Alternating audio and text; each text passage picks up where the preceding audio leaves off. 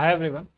In this video, we'd be learning about pointers. So this would be a short video of around 20 to 30 minutes in which you would be learning everything about pointers from the very basic to the most advanced concept that could be asked in either your interviews, okay, or could be used if you solve questions on online quizzes based on linked list or binary search trees and all of these topics, okay. So this would be a sort of a crash course on pointers, okay. So for those of you who are watching my lectures for the first time, my name is Anuj Kumar Singh. I am an incoming software engineer at Google. Prior to this, I have worked as an intern at Google and Akaran. From both of them, I have full-time offers. So apart from this, I have also cracked other good product-based companies. I am a candidate master on Codeforces and a 5-star rated coder on Coursera. Okay. So today I'd be teaching you pointers, and if you guys like the content, make sure to follow me on Unacademy at my handle unacademy.com @Anuj Kesing. Before we get started with pointers, let me tell you about a few batches that are going on at Unacademy. The first batch is the Eklavya batch. Okay, so in the Eklavya batch, Java is being taught and it is a complete course on programming for beginners. Second batch is the Brahmas batch, which is an interview specific programming track. The third batch is the expert batch. So if you wish to learn Python, okay, so then you can join this batch. In this batch, basic data structures in Python, whatever there are, they would be taught to you, okay, and there would be problem solving as well. So these are some more details about the batches. Eklavya is an 11-month batch, Python expert is a 3-month batch, Brahmas is a 6-month batch, and there is another batch, Android 2.0, which is a 9-month course for your career readiness, okay. So these the first 3 batches go live on 15th of June and the last batch goes live on 8th of June. So at Unacademy, if you take the subscription of the competitive programming course, then you would be getting access to the content by all of our educators, okay, and this would help you crack contests like ACM ICPC or Google Kickstart or Google Code Jam, get good ranks and good scores in all of these contests, as well as these would help you in cracking top product based companies, Facebook, Amazon, Google, Apple, all of these good product based companies, and you'd also be getting a certification, okay, and the subscription fee comes out to be less than 90 rupees per day. So what you would be getting is live interactive classes, okay, with all of the top educators, and if you for some reason you are not able to watch the classes live, you would also get the recorded version of it, okay, so you won't actually miss out on anything even if you miss out the live classes, okay. But what I would suggest is for you guys to actually watch it live, since you can ask the doubts to the educators there itself, okay. So there would be relevant practice problems that you guys would be solving from Coursera as well as some good other websites like Codeforces and all. There would be doubt support, so this is the best thing that I like. So doubt support actually helps you to like refrain from spending too much of time, wasting too much of time actually, okay, in seeking out for a solution or whenever you are stuck, okay. So this is a key feature of these batches, okay. So coming to our educators are ICPC, World Finalist, Codeforces, Grandmasters and alumni of good product based companies. Okay, so coming to the pricing, if you buy the 12th month batch, 12th month course, this is the most price effective course, okay. The original price of it is 33,000, but if you use my code ANUJK10, ANUJK10, then you would get a discount of 10%, that is a discount of 3.3 thousand, okay. So and it would be costing you 29,700 rupees, okay, and you can also avail no cost EMIs if you buy the subscription for the 6-month or the 12-month batch, okay. So if you plan on buying the course, then make sure to use my code to get a 10% off. So coming to the topic of today, so let me tell you a few basic things first. So the first basic thing is that memory in our system or in our computer is byte addressable, okay. So 1 byte is the lowest amount of memory that we can access in our system, okay. So this is the first thing that you should know, that you can't actually access memory bitwise, okay. You have to access it in terms of byte, okay, and we all might be knowing that 1 byte is actually equal to 8 bits, okay. So memory is not actually bit addressable, it is byte addressable, okay. So this is the first thing that you need to know about memory, okay. The second thing is that variables are actually stored in the memory. This is something very obvious. Okay, so different types of data is stored in different types of variables. Okay, so suppose you are storing an integer, so integer occupies 4 bytes of space, or we can say 32 bits of space. Okay, and similarly a character occupies 1 byte of space, or we can say 8 bits of space. Okay, so based on the data type, different data types of according to which if the variable is defined, they would be occupying different amounts of spaces in the memory. Okay, so this is one thing that should be clear to you guys. Okay, so let me just give you a brief recall. So first thing is memory is byte addressable. Second thing is based on what the data type of the variable is, they would be requiring different amounts of memory in the memory where they are stored. Okay, so let us take the example of an integer. Okay, so suppose we have an integer variable called x. Okay, and x has the value, let us say 1021. Okay, so it is something like this, that someone defined int x as 1021. Okay, so it is stored in the memory. So suppose it is stored over here. Okay, this is our memory block. Okay, so suppose here the address is 1000. Okay, so this address, suppose 1000 represents the address of our variable x. Okay, then this address, all of the address till 1000, 1001, 1002 and 1003. Okay, all of these would be holding the 8 bits. Okay, so I told you that integer is actually 4 byte, so that is 4 bits. Okay, and how is the division among the 4 bytes? They hold 8 bits each. Okay, so this is how a integer variable is stored. Okay, so it would occupy all the bytes, all the addresses in the range of 1000, 1001, 1002, 1003.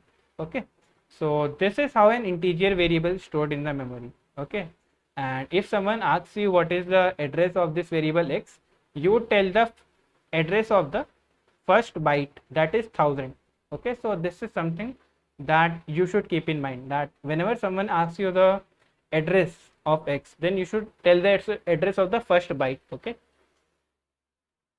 let us see now the example of a character variable. So suppose x is a character variable, something like this, character x equal to a. Okay, so as I told you that a character variable only requires 1 byte for its storage. Okay, so suppose the first byte is stored at 1000. Okay, and since this only require 1 byte of space, so there would be 8 bits over here. Okay, and this is the address. Okay, so here if someone asks you the what is the address of x, so the address of x is the location where its first byte is stored. Okay, and in character there is only 1 byte, so here we can obviously say that the address is 1000. Okay, so we saw like to represent the address. Okay, we represent it by only the first byte's location. Now coming on to pointers. Okay, so see, we have different types of variables. We have integer to store integers like 1, 2, 3, -1, -2. Okay, we have float to store decimal data type. We have character to store characters like A, B, C, all of these. We have string data type to store multiple characters in one place. Okay, so similarly pointer is actually a data type which is used to store location, address location of other variables. Okay, so we can say that pointers are actually used to store the address of any variable. Okay, so suppose x is a variable. Okay, so it is stored at the location 1000, from the location 1000, 1001, 1002, 1003. Okay, so if you need to find the address of x, what you can do is you can do ampersand x. Okay, so here ampersand is the operator,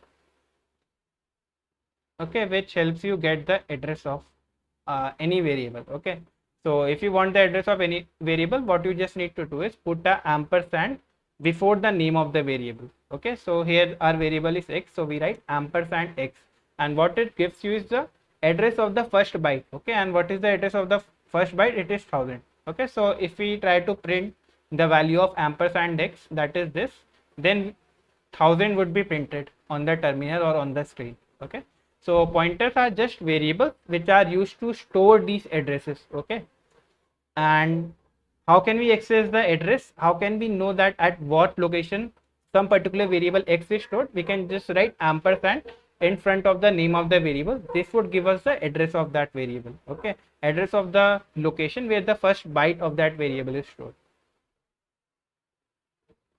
Now coming on to like how do we actually define pointers and how do we actually access pointers. So here you can see that to define pointers, so suppose I need to define a pointer for x. Okay, so what I want is the address of 1000 of this variable x is actually 1000. Okay, and suppose I want to store the address of this variable in a pointer, then what I need to do is I need to write int star. Okay, so this is how you define a pointer to an integer variable. So one thing that you may think is, see, suppose I am telling you that here the address is just 1000, so you may think that why don't I just store it in an integer. Okay, so the thing is actually these addresses are stored in the form of hexadecimal, so it would be something like 0x and something. Okay, these integers that I have written 1000, 1004, these I have only telling you for the purpose of illustration or for the purposes of example. Okay, actually how the addresses are actually in hexadecimal form, so that is why don't think like we can just store 1000 or 1004 in an integer alone. Okay, so we actually need a pointer. Okay, so suppose we are making a pointer on this variable, okay, which is of integer data type, then what we need to do is we need to write int star. Okay, so that is how a pointer to an integer type is defined. Okay, and then the next thing is the name of the pointer. So suppose we call our pointer by the name ptr. Okay, and now as I told you that it stores the address of some variable. So suppose I need to store the address of x, so here I have what I have written is ampersand x. Okay, so I hope this is clear to you guys. Okay, so here the variable pointer will store the value 1000, that I already told you, that it stores the address of the first byte. Okay, and if you want to like x, so see, now pointer is actually, so suppose here somewhere pointer variable is stored. Okay, so you in pointer variable you would be having the value 1000. Okay, so if you try to do print the value in the pointer's place, so it would actually print the address. However, if you want to access the value at this address, what you can do is you can write star ptr. Okay, so I hope this is clear. So we use star to, when we are defining the pointer, we write int star. Okay, another place where we use star is when we are actually trying to access the content of the address that is stored in our pointer variable. So here you can see that the address stored in our pointer variable is actually 1000. Okay, so if I do a star 1000, okay, if I do a star of 1000, what it actually means is I would go to the address that is stored in this variable ptr, then I would access the value by using the star. So what is the value actually? So if you try to do print the star ptr, so what would actually be printed is 1021. That is the address at that position. Okay, so I hope this is clear to you guys. We use star for two things. First is declaration of the pointer, and second is accessing the variable, accessing the value of the variable stored in that location in which whose address is actually stored in our pointer. Okay, so here the address of x was stored in the pointer, so if we do star ptr, we would be accessing the value of x. Okay, so I hope this thing is clear to you guys. Okay, so now let us talk a bit about pointer arithmetic. Okay, so suppose I do this int star ptr equal to ampersand x. Okay, so what my pointer variable would be storing actually is, so this is my pointer variable, it would be storing this address, the address of the first byte, that is 1000. Okay, now if I try to do pointer plus plus, okay, what it would do, it would increment the value of pointer, okay, by 4. Okay, so what pointer would point to now is 1004. Okay, so it increments the value based on what size of data is stored in the original variable. So here integer was stored, so it incremented it to 1004. So suppose we had a pointer to a character variable. Okay, so suppose it was something like this, character star pointer equal to ampersand x. Okay, and if you guys would have done pointer plus plus, so it would actually go to 1001. Okay, so how much memory blocks it would be incremented depends on what data type the pointer actually is, whether it is an int star pointer or whether it is a char star pointer. Okay, So this is one thing that you can keep in mind. Apart from this, rather than just doing ptr plus plus, you can also do ptr equal to ptr plus 1 or ptr equal to ptr plus 2. They would work similarly. If you want to decrement, then you can do that as well. Okay, now coming to one thing that is just an example of what we just learned. Okay, so suppose we have defined an array. Okay, so this is how we define an array in a language like C or C++. Okay, so if I try to do cout, okay, that is if I try to print the value at this of arr. Okay, so what I would get is the address of the first integer. Okay, so first integer, what I mean is the address of the value stored in the 0th index. Okay, so here you can see like how the array would be stored in the memory. So this is the 0th index, this is the first index, this is the second index, this is the third index. We all know that arrays are stored contiguously or continuously in the memory. Okay, so all of these integers are kept together. First there is 20 at 1000 location, then there is 10 at 1004 location, then there is 30 at 1008 location, then there is 40 at 1012 location. Okay, so what arr would be storing is the address of the 0th element. Okay, so that is 1000. Okay, and if you want to access the element, so what you can do is you can do cout, okay, star arr. Okay, so what this would give you is this would give you access to actually arr of 0. So this would actually be printing arr of 0. Okay, similarly if you want to print the first element, then what you could do is arr plus 1. Okay, what this actually means is you increment arr by 1 and then you try to access the value at this position. So here we can see that this is what arr actually points to. Okay, and if you do arr plus 1, this is what arr plus 1 would be pointing to, this is what arr plus 2 would be pointing to, this is what arr plus 3 would be pointing to. Okay, so if you do arr plus 1, so this would actually give you this address of 1004, and if you do a star, then you would be accessing the value at this address, that is the value 10. Okay, so I hope this is clear to you guys. Okay, so array, the name of the array, this is actually the address of the first element or the 0th element, the element at the 0th index. Okay, so this is all about how pointers and arrays are related. Okay, coming to the concept of double pointers. So what double pointers are? They are used to store the addresses of pointers. Okay, so let us see this with an example. So suppose we have a variable x which has a value of 20. Okay, and it is stored at the location 1000. Then suppose we define a pointer to x. Okay, so how we can define is int star pointer equal to ampersand x. Okay, so what this variable pointer would be storing is the address of our variable x. So it stores 1000. Okay, and this pointer variable would also be having some address. So suppose it is lying at some address 1000. Okay, so suppose you want a pointer to this pointer. Okay, so let us define another pointer. So how would we define it? So here the data type was int star. So here we can write int star. Okay, then the name of the pointer dptr. Okay, then we need to write a extra star. Okay, so similar, you have seen in the previous example that if we need to define a pointer to int, so we write int name of the variable and between that we write star. If you need to define a pointer to a character variable, then we write char name of the pointer and star.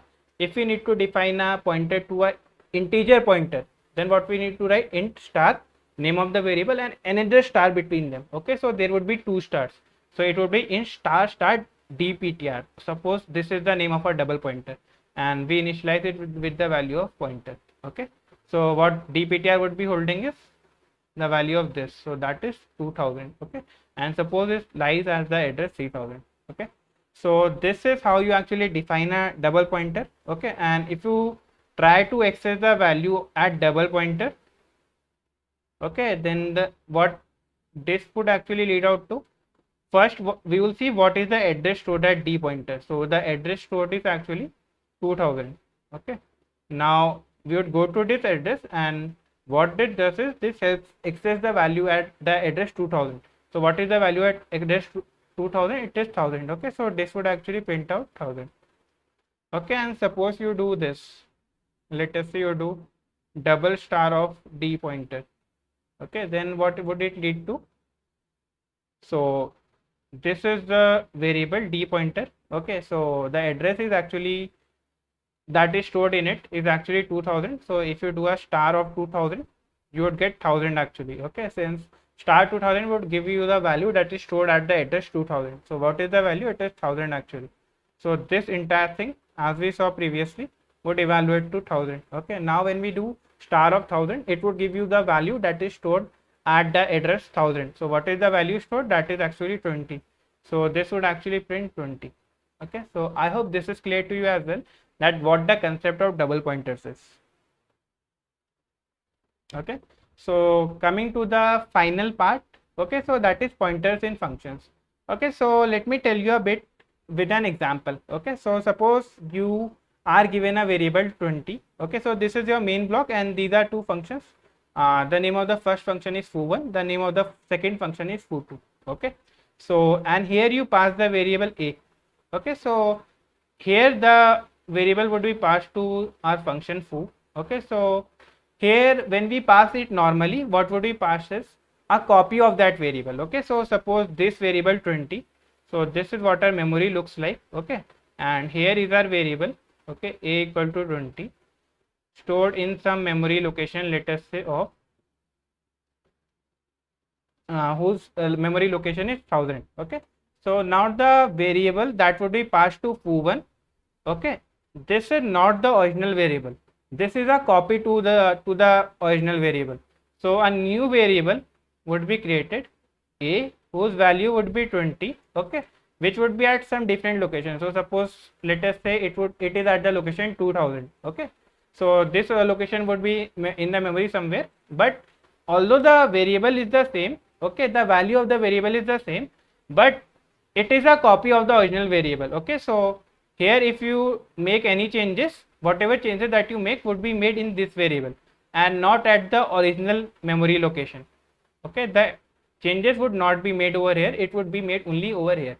So if you do a equal to 10 over here, and initially as we saw that the value of a is 20, and since the not the original variable a is passed, okay, another copy of a is passed, so whatever changes you would be making would be made over here only. Okay, and when you try to access it again, so when you do cout a, okay, since no changes have been made to the original variable, it would still remain 20. Okay, so what I am saying you is, if you like normally pass variables, they are passed as copies. Okay, so suppose here your original a was stored, so it would make a copy in the memory. Okay, so suppose this is the copy and this copy is would also be obviously be an integer, and this would be having some different memory location. Okay, and whatever changes would be made to the variable in the function would be the changes that would be made at this memory location. The original memory location would not be affected at all. Okay, so since the original memory location is not affected, the value at that variable would remain the same, that is unchanged. So before calling this function, a was actually equal to 20, and after calling this function also a would remain 20 only. Okay, now let us see what if we want to pass the original value. Okay, so in that case what we can do is we can pass the pointer. Okay, so suppose we pass ampersand a over here. Okay, so this would actually pass 1000 over here. Okay, this would actually pass the pointer. Okay, so here we would actually be, our variable would actually be pointing over here. Okay, so let me use green color for this. Okay, so this is what it would look like. Okay, so we are actually passing a pointer. Okay, that is we are passing the address of this variable. Okay, and whatever changes we are making, we are doing it with the ampersand of a. So first what we are doing is a is actually equal to 1000. Now when we do star of a, we are accessing the value at this position, okay, and when we are doing star of a equal to 10, so this value would change from 20 to 10. Okay, so if we pass the parameter in the form of a pointer, so whatever changes would be made to the original variable. Okay, so now if you try to print a over a, so its value would be 10. Okay, so I hope you got the difference about how can you actually change the variable inside a function. For that you need to pass it as a pointer, okay, and you need to access the memory using the star operator, okay, and then you need to make changes to it. So that would actually change the original block of memory, okay, and if you normally do, it would only create a copy of that variable, and whatever changes you make would be made to the copy rather than the original variable. Okay, so let us just see a like a better approach of doing this without using like pointers. So this remains the same, so here a won't be changed, okay. So here you can see if you execute this statement, so a would remain 20 only. However, see, now if I use an ampersand over here, okay, so this is called the reference operator, okay. So if you use this over here, so you write int ampersand a, so this actually passes the variable a reference to that variable, okay, not a copy, okay. So our reference just means that you would actually be accessing the original variable. So if you do a equal to 10 over here, okay, so this would actually, this is a the reference that you are passing is actually to the original variable. So here the changes would be made to the original variable. So here if you try to print, a would become 10, okay. This is a better way than using pointers, since here you don't need to write ampersand, and every time you don't need to access the variable using a star operator, okay, since this actually makes the code look a bit messy, okay. So I actually prefer references, okay. So that is all about pointers. I hope you liked the video. If you liked the video, make sure that you press the like button, as well as if you have any doubts, you can write it out in the comment section. I will try to answer as many doubts as possible, okay. And if you like the content, then make sure you press the like button, subscribe to the channel, as well as share this video out with your other batchmates or your friends, so it reaches a wider amount of audience and helps them, okay.